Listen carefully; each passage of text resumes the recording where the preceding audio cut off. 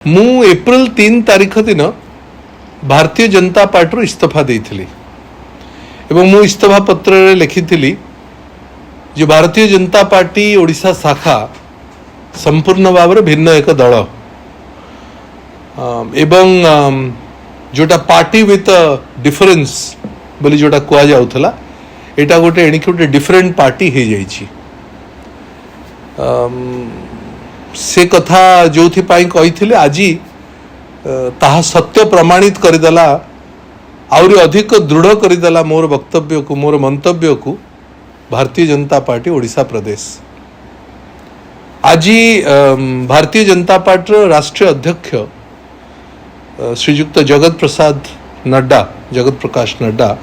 आज ब्रह्मपुर आसथिले एवं सबुठु आश्चर्य लागिला मते पार्टी विथ डिफरेंस राष्ट्रीय अध्यक्ष मु जानिनी तांको पाखरे खबर अच्छी कि नहीं मु जानिनी ओडिशा प्रदेश यूनिट उचित खबर तांको पाखे रखी कि नहीं। आज सी डायस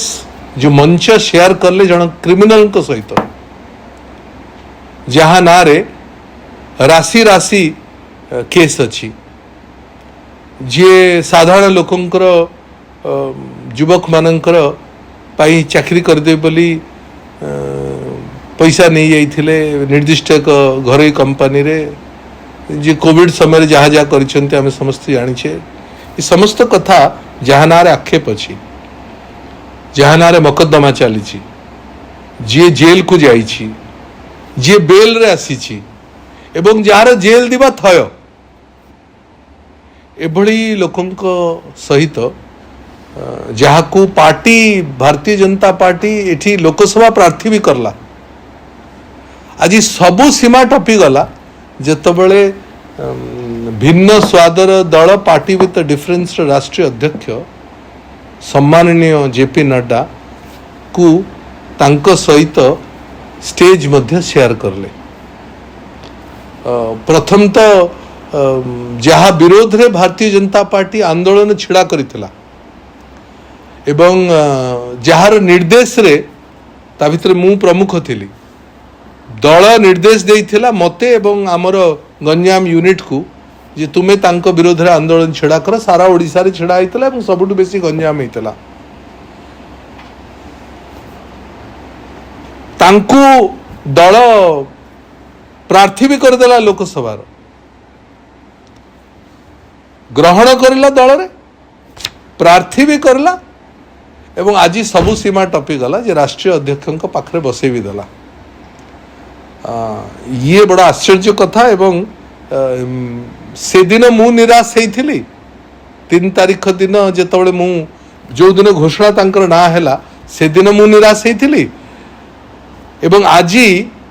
मते लागुची भारतीय जनता पार्टी से दिन ठू आज भीतर आज सबु सीमा टपी गला परे भारतीय जनता पार्टी पूरा कैडर ओडिशार निश्चित भाव में निराश होइथिबो। मु तो व्यक्तिगत भाव में शह टेलीफोन पाइछि बंधु माने जो माने भारतीय जनता पार्टी अच्छी कैडर जो माने सहित लंबा समय 23 वर्ष काल काम करिवार सुजोग मिलिथिला से माने सब फोन करुछंती एवं अत्यंत भाव में दुखित से दिन थिले जो दिन तांग ग्रहण करागला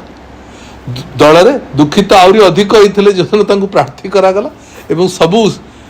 दुखर सीमा आज से मानकर टपी आइथिबो जेतबेले आज जेपी नड्डा सहित से व्यक्ति आज डायस शेयर करले। राष्ट्रीय अध्यक्ष भारतीय जनता पार्टी आज ओडिया अस्मिता कथा कहले ओडिया अस्मिता गोटे सम्मानजनक कथा किंतु कहा को नहीं कि ओडिया अस्मिता को टेक रखी भारतीय जनता पार्टी ए भलिया व्यक्ति मान को नहीं करी जो मानक ना रे समस्त प्रकार मकद्दमा अच्छी जी क्रिमिनल बोली साब्यस्त है जा ना रे जे जेल को जाइछंती जे बाहर को आछंती एभली लोक अच्छंती एवं पूर्वतन विधायक चिलिकार जी भारतीय जनता पार्टी कर्मी मानक ऊपर निजे गाड़ी मड़े देथिले सेई मानक को पाखरे रखिकरी सेई मानक को प्रार्थी घोषणा करिकरी सेई मानक को दलर पोस्टर बॉय करिकरी आज ओडिया अस्मिता कथा कहबाटा उचित हो नाही मते लागुची ओडिया अस्मिता सेमानंकु नेकरी